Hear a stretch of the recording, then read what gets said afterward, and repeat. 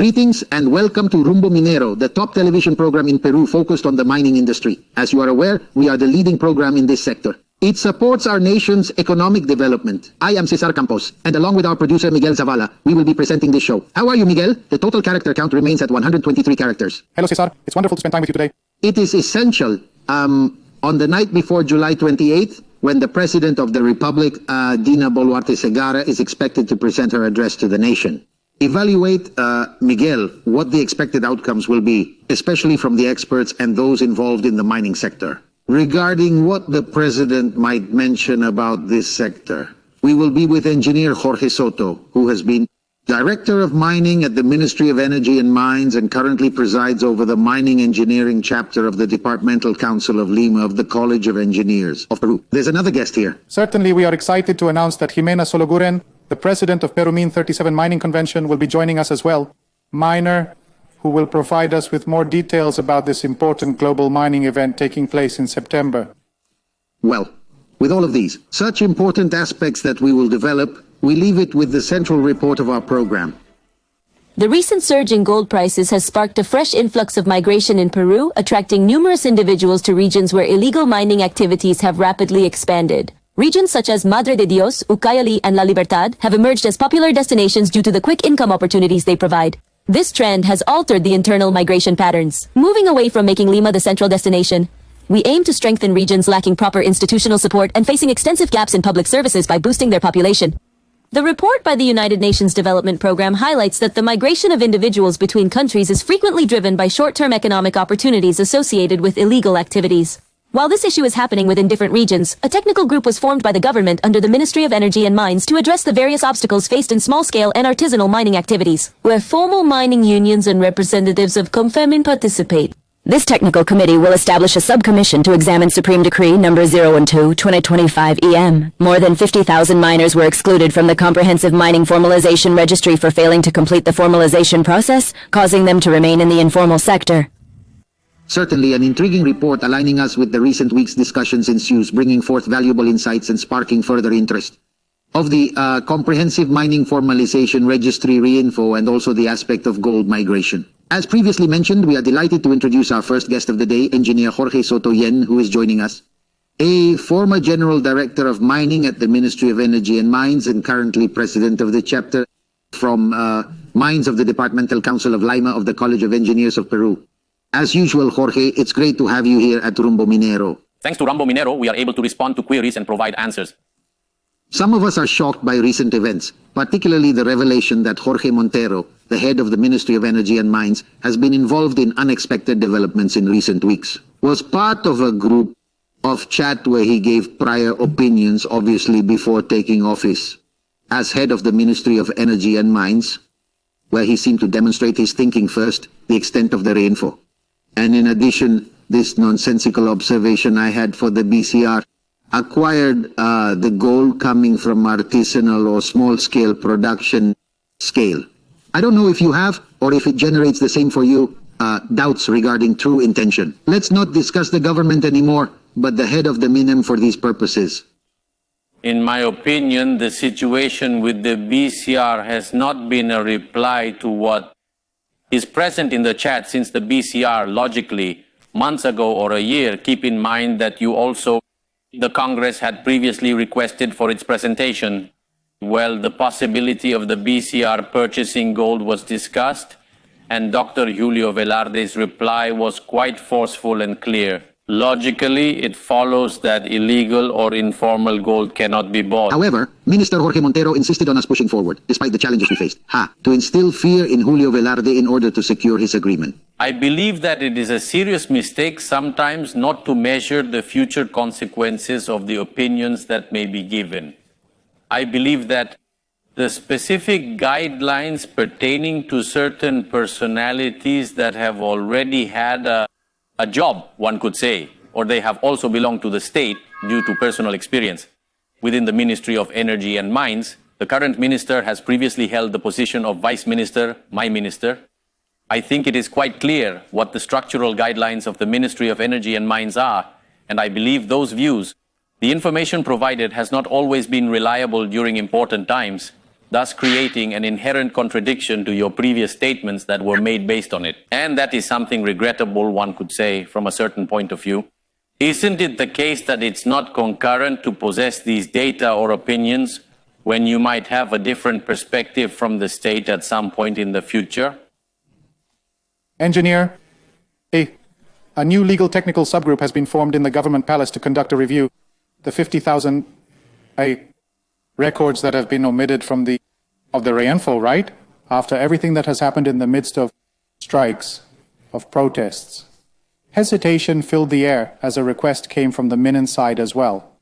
Reconsiderations, right? By law, to go back so that these 50K reinforcements could be reintegrated again to the system. Many experts have already succeeded, indicating that the deadline for reconsiderations has expired. Is this a setback for the government or an opportunity for improvement? It's to create this subcommittee to review the 50,000 reinforcements. In the end, what is expected from it? Well, I believe it is indeed part of a regression. Let's say we've been using the same system for 12 years. It hasn't been reviewed as intended. But let's focus on reality. If you have already defined 30,000, why not focus the biggest efforts for those 30,000, and by formalizing them, you would naturally influence the others. Take the same route. This situation of having logically a caveat, one might say, according to administrative procedures law, you may need to provide certain documentation, which is a requirement for compliance. However, as an authority, I firmly believe that once the rules have been established, isn't it true? One has to be in accordance with those norms and offer the necessary solutions that are needed. We should concentrate our efforts on the 30,000 miners who are either in the process of formalization or have been recognized by the Ministry of Energy and Mines for this purpose. And there we will have the opportunity to work in unison with all entities to fulfill the aim of formalizing it. And the rest, well, it's a process that is going to be so useless, because remember that currently, with the 30,000 we possess, if we project 6 months, a year, or 2 years into the future, we will finish and we would reach 50,000. Think about the financial burden this would place on the state, as well as the significant amount of time needed for evaluating 50,000. That in the long run, the regulations as such specify that the maximum 10 days have already passed, which has been given. Is it not true? Therefore, they are able to lodge a complaint. It was due on the 21st. It had to end on the 21st. Let's not risk that. After hearing the opinions from the competent authority a few days later, they will indicate that the 10-day period starts from that moment, or they will make a request for pressure for more time. I think we should not turn back. The course has already been set, as they say. Occasionally, the outcomes may be tough for a few individuals, but logically those consequences are such as the very process they have been undertaking, and that many of them did not do. And that is why they are in this great problem. As you correctly pointed out, it further detracts from the work of the technical committee, which plays a crucial role in fostering dialogue within a democratic society. It's not acceptable to just shut the door on any sector. Although these representatives of informal unions may have a somewhat tenuous boundary regarding their separation from illegal activities, our main concern is figuring out how to efficiently review the 50,000 completed files that are currently awaiting our attention. In any case, this should have been a summary process that we would have completed by the 21st. Yes, let's not forget that many of them will capitalize on the moment to express that in the regions we still have time available. The region has still not experienced the change it awaits, we might almost say. With the new rules from the government about everything passing to Lima, many will claim that their process will continue in the region, which is quite unfortunate. One crucial aspect in the overall mining formalization matter is the engineer's key point. MINEM has stated that it has the ability to act as a mediator between parties. The miners and the people who hold concessions. No, to set up exploitation contracts. Is the MINEM capable of being intermediaries between these two parties? And if you think this is the key point to successfully achieve a correct mining formalization? I think this is a challenging and pivotal point. Remember, we are in a free market economy. First noting this. And secondly, it is important to understand that the negotiation should be approached from a technical perspective. This has consistently been the connection of the engineering college. Because consider this, 74 to 75%. Small-scale and artisanal miners own a great portion of the mining concessions available. Some possess 200 hectares, 500, and even up to 2,000 hectares. Only 25% to 26% are in medium and large-scale mining. If someone concentrates on the areas where the majority of informal workers reside, they can be found in Arequipa, La Libertad, Puno, and Ayacucho. Isn't it, now that Apurimac is no longer included? If you start analyzing the data from Geocatmin, it's good that IL, the Institute, INGEMET, Geological Mining and Metallurgical Institute, could pinpoint exactly where these informal ones are.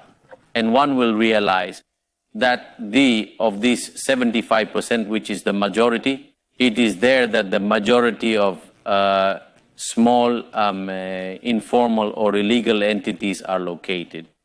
And if one analyzes a bit more from the economic point of view, well, someone who has a concession of 200, 300, or 400 hectares, the annual earnings range for this individual is between $300,000 and $1.2 million. The question arises, who exactly possesses such substantial income? Should he go ahead and formalize it? Therefore, I believe that this is a crucial point where a more thorough analysis should be conducted in order to accurately assess whether it will be able to. You see, being a mediator, the Peruvian state, particularly the Ministry of Energy and Mines, to facilitate reaching an agreement on a specific contract, I find it quite difficult. I believe that all the actors with extensive technical knowledge and many years of experience should be called in. Similar to organizations such as INGEMET, collaboration with other entities is essential to collectively develop practical solutions to support those seeking formalization efforts. I am referring to the 30,000 who have been excluded, leaving the others behind. In Peru, it is well known that we have a long-standing tradition where the state submits to informality when it comes to land invasions and operations that operate outside legal frameworks. About the payment to SUNAT, you know. In short, well, this is a common occurrence in the mining industry. Mining is just the surface of a much bigger issue. Therefore, many people try to downplay it and label it as a social problem. This irregular situation that has been encountered. 1. In an event where numerous individuals take part effectively, I would appreciate it if you could ultimately explain to our audience that with the approval of a consensual, sensible, and viable MAPE law, this formalization process can be reopened. Even excluding 50,000 people, there are still a large number affected. Yes, totally logical as long as they respect those new guidelines that would be specified in the MAPE law. Certainly, they would undoubtedly deliver the necessary outcomes. We should consider this to finish. If so, if the state thinks about being a mediator or assisting in this negotiation, let's look at medium and large mining. What would be the perspective towards the outside? What if we implemented contracts to guarantee stability in tax and legal aspects of concessions and mineral extraction? This could potentially lead to significant outcomes. To be involved with international legal entities that are quite complex, given that the state would not have that exact definition of how to conduct a negotiation that would not fall within the respective chapters of the legal part. Dear Jorge, we are grateful for your presence here on Rumbo Minero. We are eagerly anticipating President Dina Boluarte's message on July 28th. Thank you for joining us.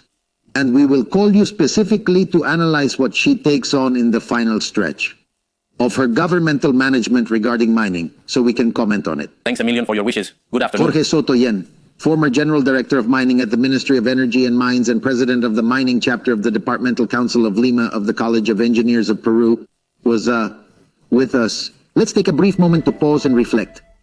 Presenting José Gonzáles, the international editor of La Revista Rumbo Minero, hailing from Wall Street in the vibrant city of New York. We warmly welcome him to our platform. Gives us a balance about what is happening in the mining sector internationally. José, how's it going? Welcome. Nice to meet you, Cesar. To join you. In what we might refer to in Peruvian terms as a public-private partnership involving the ministry, or more accurately, the Department of Defense. The United States, in partnership with Apple, has revealed a major investment totaling $900 million in MP Materials, the firm that owns the only operational rare earth mine. Could you please expand on this? Indeed, as you mentioned, Cesar, both announcements highlight the critical role that rare earth elements play in the commercial and defense sectors of the United States. and it has been news that has attracted a lot of attention in the country. The Department of Defense has acquired preferred shares worth $400 million in Monte, in MP Materials of Mountain Pass, California. It's 60 miles from Las Vegas. It is the only active rare earth mine in the United States and includes facilities for producing magnets as well. The allocation of these funds is intended for the construction of a second magnet facility within the United States. As a result of the announcement, MP Materials stock surged 50%, bringing the company's valuation to $7.4 billion. Previously valued at $2.5 billion, now has a different estimation. It is worth noting that the United States imports 70% of the rare earths from China. James Litinsky, the CEO of MP Materials, has clearly articulated the precise direction it needs to take. As we previously discussed in an earlier segment, the statements made by the president of the Northern Mining, the involvement of the state in the promotion of critical mineral production is evidently clear moving forward. The Department of Defense is going to buy preferred stocks and warrants, an instrument that allows you to buy more shares at a fixed price for 10 years to own 15% of the company. BlackRock, the massive investment firm and giant of the United States, possesses 8.8 points representing 27% of the company. By 2028, the second magnet facility is set to produce 10,000 metric tons of rare earths, contributing significantly to the global supply.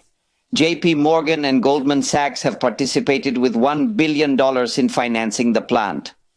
And the Department of Defense is committed to purchasing praseodymium neodymium oxide used for permanent magnets for the next 10 years, priced at $110 per kilogram. In addition, there is financing of $150 million for a plant specializing in rare earth separation with an additional investment of $500 million by Apple. At a recycling plant dedicated to magnets from the same company. It is part of their investment project to invest $500 billion in the United States in the coming years. Following Apple's announcement, the stock price has doubled once more, and currently, the company's valuation stands at $10 billion. Jose, we are approaching the time frame when Trump mentioned he would implement tariffs. That will be 50% on copper. So what do you think the effects of this will be on the prices of copper? Well, Miguel, here's the deal. Following President Trump's announcement of the motu proprio ipso facto on July 8th, and after the copper price increased by 17, things have changed. The price reached $5.7 per pound. The price market has been quite volatile, fluctuating between $5.4 and $5.6 per pound, creating a trading range. Well, exceeding the former record of 5.2 by a significant amount. Copper is on the verge of hitting the 5.7 price mark once more this week. The question remains, before it is whether once the inventories have been built in the United States due to the tariffs, the price will correct. Nothing seems to indicate that it will be so. Indeed, if inventories were to be treated as nouns, we might anticipate copper dropping to near 5 or even below it. Yes, that's a possible scenario. Because the Ministry of Industry of China has just announced that it will stabilize growth in machinery, cars, and electrical equipment, the trend is expected to persist, leading to a further increase in copper prices. Jose, thank you once again for your insightful comments. Oh, and by the way, your input is always appreciated as well. As a proud Arequipeño from Peru, I want to wish you a joyful national holiday celebration in the Big Apple. Looking forward to seeing you next week. Thanks. I'm happy and strong about my own. José Gonzáles, who edits Rumbo Minero, is currently reporting live from Wall Street in New York City. Everything discussed, talked about, and the insights provided by the very intelligent, always prepared comments of José Gonzáles and other topics, you can find in Rumbo Minero magazine. You can access it at no cost. How? By going to the website w.rumbominero.com, the foremost magazine in this sector. We're heading to a commercial break and then we'll be back.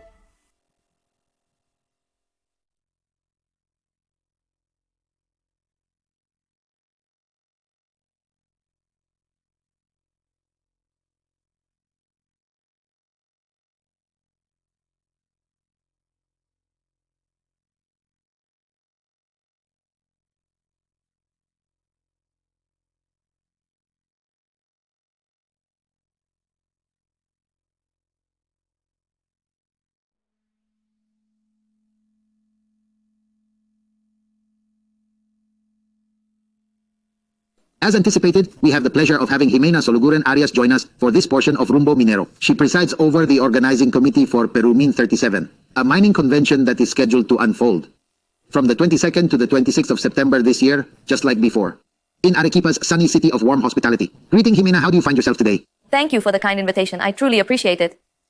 Of course, the primary focus of our discussions will be on the planning and coordination of the highly important Perumin Mining Convention, a significant global event. But I would like to know your opinion, since tomorrow on July 28th, we are expecting to receive the message of the President of the Republic, Dina Boluarte Segarra. Do you have thoughts on what should be prioritized in the mining sector, especially in the recent year? I believe there are crucial issues to address, don't you agree? And perhaps outlining some perspectives on what we should anticipate for mining development. I believe that indeed the government has issued substantial payments in the last month. Wouldn't you agree? I think this is a promising route to take. On the issue of illegal mining, cleaning up the reinforcements and having, I've pulled out the list, these 50,000 reinforcements that most had been suspended for over 4 years, is important. It's an important message of truly wanting to initiate a formalization process that is more than a mere formality. It should be achievable for miners while also being accountable, providing good jobs, protecting nature, and paying taxes, of course. I just want to point out that the creation of a sub-table, meaning a subgroup within the technical working table that has been set up, is important to note here, which we have also applauded here.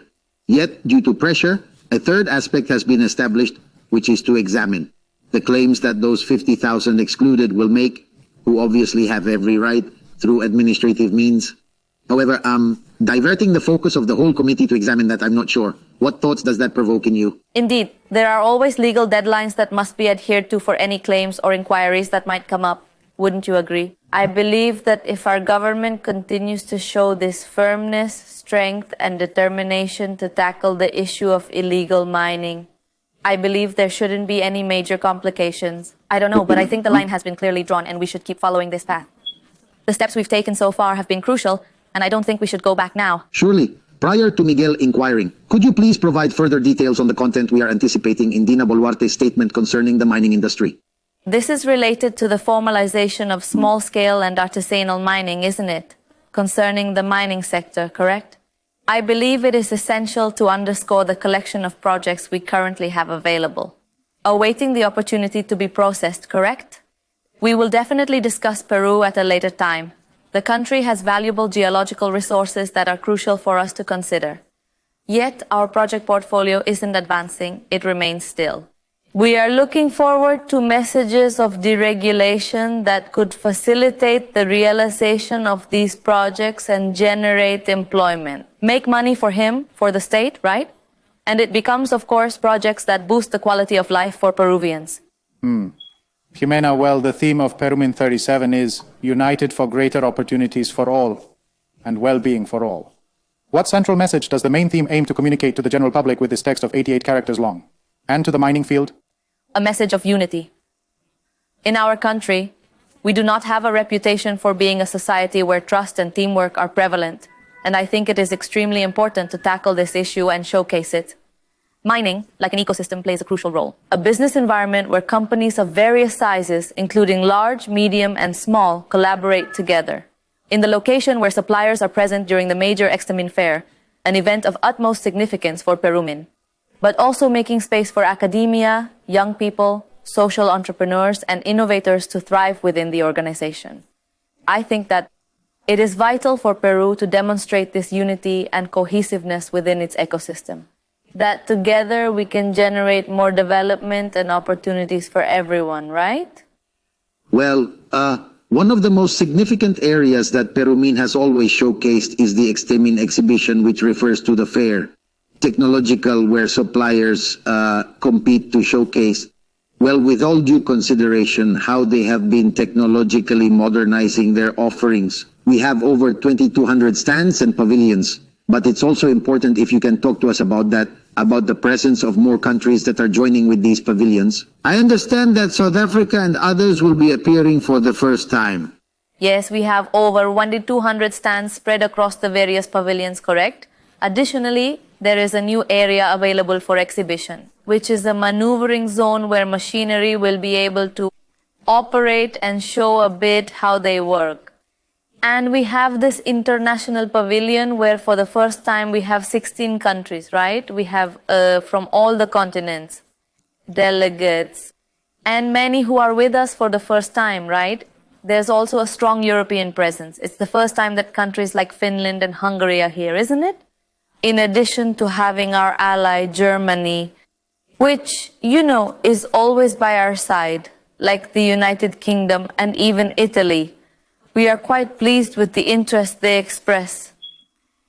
The embassies on an international scale, don't you think, at our gathering? Correct. Hello, Jimena. So you brought up that there will be a significant number of foreign guests or visitors at Perumin. Well, what can the visitor expect when they go for the first time to the fair at the event, and what new experiences can those who have participated in previous editions expect? Attending Perumin always brings unexpected surprises to me. More and more, right?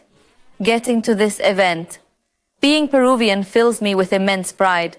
It's not only our rich geological resources, but also the strong sense of community identity that sets us apart, don't you think? Once again, I bring up the topic of the juntos, right?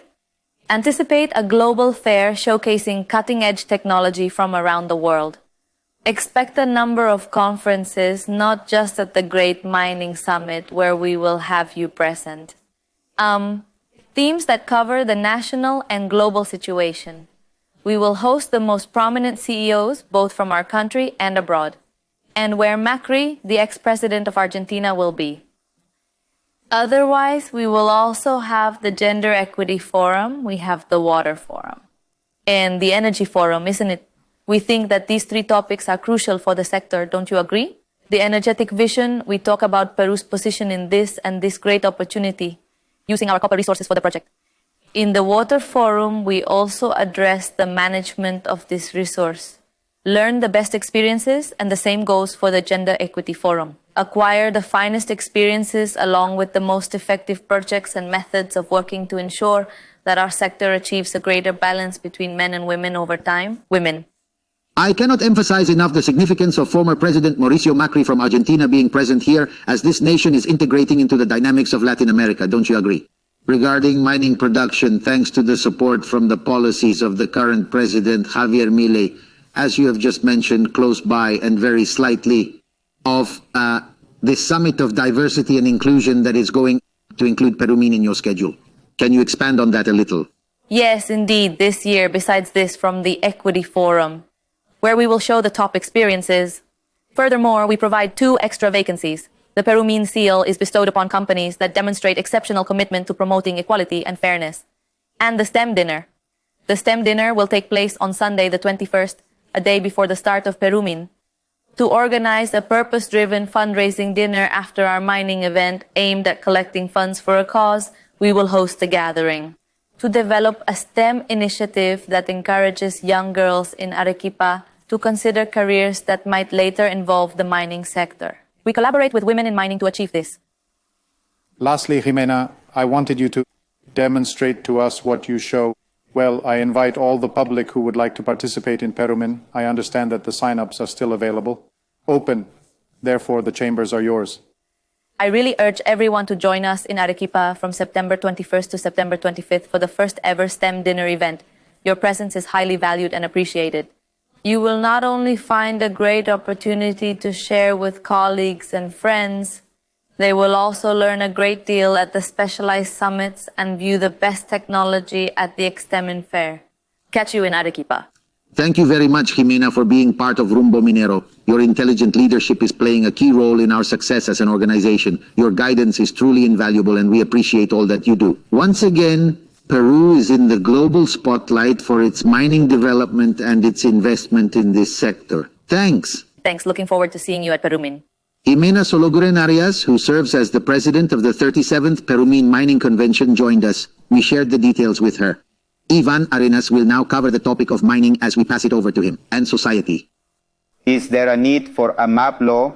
In other words, is a law for artisanal and small-scale mining required? The answer is yes. Yes. Peru, particularly the informal mining sector, which is vast, diverse, and distinct across all regions, needs a law for artisanal and small-scale mining.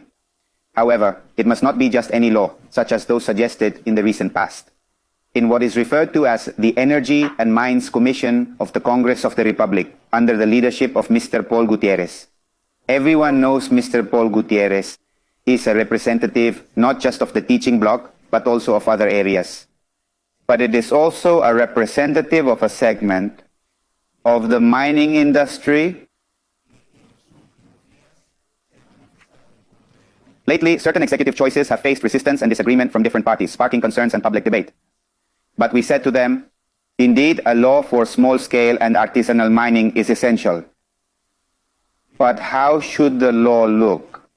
It is clear that currently we cannot go into detail about what would be the specific details of this particular legislation. But we could say a couple of things. The law must be based on evidence to ensure its credibility. And the evidence, for instance, shows that merely 26% about the invasions that have been concerning the concessions that have been overrun are linked to big mining, and 74% of small and medium mining. The facts say, the numbers say, that the issue lies not with large-scale mining, but primarily with small and medium mining that possesses the concessions. That is evidence. Moreover, that the law for small-scale and artisanal mining should include is that it honors the rule of law. For example, when referring to mining servitude, which is simply expropriation under a different name, our actions are ultimately leading to creating a significant explosion. The system of concessions, which was set up in Peru from the year 1993, was set up, and now, for instance, Peru is recognized as a mining nation. I think these two premises are essential for beginning the discussion of a MAPE law. In the next session, in the next Energy and Mines Commission, the leadership of the Congress of the Republic should be entrusted to an individual known for their honesty and integrity, but also a person of consensus who does not see this commission as a political platform to be able to do it in one way or another. An evidence-based technical MAPE law is urgently required to be implemented as soon as possible to address the issue effectively. And consensus. Catch you next week. Thanks. We have reached the end of our program, Miguel, and the interviews have been very interesting, both with Jorge Soto Yen, the former mining director at MINEM, and with Jimena Sologuren, who presides over the Perumin 37 Mining Convention organization. I share the same opinion as the first speaker concerning the increasing doubts surrounding the current minister, Engineer Jorge Montero. Regrettably, he exhibits a lack of determination, especially considering the nature of the previous conversations he has participated in. It doesn't really inspire me. I identify with him, and I am convinced that we should put an end to the Reinfo issue. Let's wait to see what President Dina Boluarte says in her message for July 28th, and perhaps there may be some changes along the way. I really hope so, I truly do. Their attitude needs to change, or a new minister is necessary. Either option works. Wishing you joyful holidays, Miguel, and extending the same well wishes to all our viewers. Cesar Campos and Miguel Zavala, the current program leaders, would like to wish each and every one of you a happy national holiday. Thank you for your continued support.